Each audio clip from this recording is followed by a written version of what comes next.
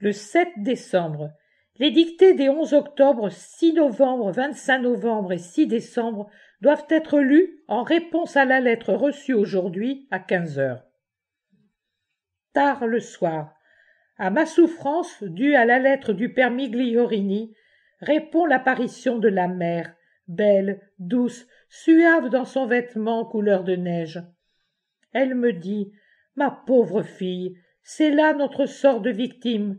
Personne plus que moi ne fut incomprise et blâmée, par ma parenté comme par les prêtres. Mais toi, imite-moi, obéis à Jésus.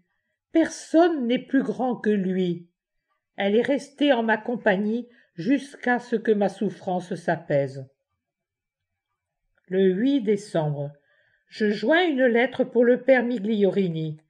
Espérons qu'elle sera définitive et bien comprise. Je suis aujourd'hui congestionné de la tête et des poumons à cause de ma fatigue. Jésus sait bien que je ne puis rien faire dans cet état, mais les autres n'en savent rien. Le 10 décembre.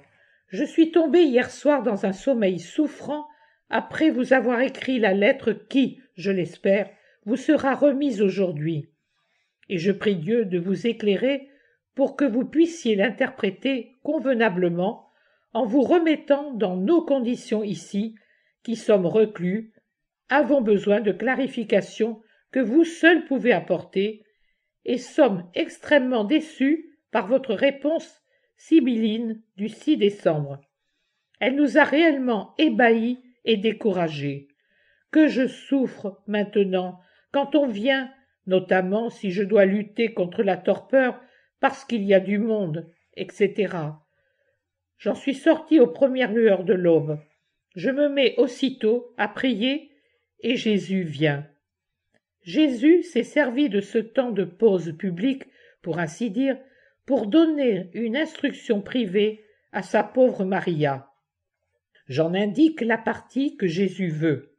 Le reste est mon secret et demeure en moi pour toujours. Ce matin, il répond à mes réflexions mêlées de découragement sur l'incompréhension que je subis. Les meilleurs eux-mêmes commettent des fautes. Seul Dieu est parfait.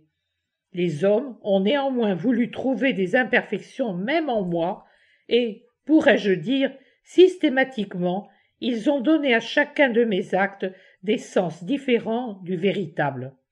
C'est pourquoi je leur ai enseigné « Ne jugez pas ». Observe mon âme que les hommes sont si pécheurs et si pétris d'orgueil, même sans le vouloir, en y répugnant au contraire, qu'ils s'arrogent le droit d'attribuer à Dieu des actions qui, en réalité, sont voulues par eux seuls et non par Dieu. Si c'était vraiment moi qui les voulais, leur nature injuste et leurs conséquences funestes donneraient aux hommes raison de critiquer Dieu. Quand finiront-ils par comprendre et croire fermement que Dieu est bonté, patience, justice, amour, jusque dans les moindres choses? Je reste pensive après cette leçon. Ensuite, j'ose réitérer une question, moi qui déteste demander quoi que ce soit à Jésus. J'aime le laisser libre de m'instruire, comme il le veut, et sur les sujets qu'il souhaite. Mais le père Pennoni a insisté, la dernière fois encore, à ce propos. S'il s'agissait de quelqu'un d'autre, je laisserais tomber, mais lui,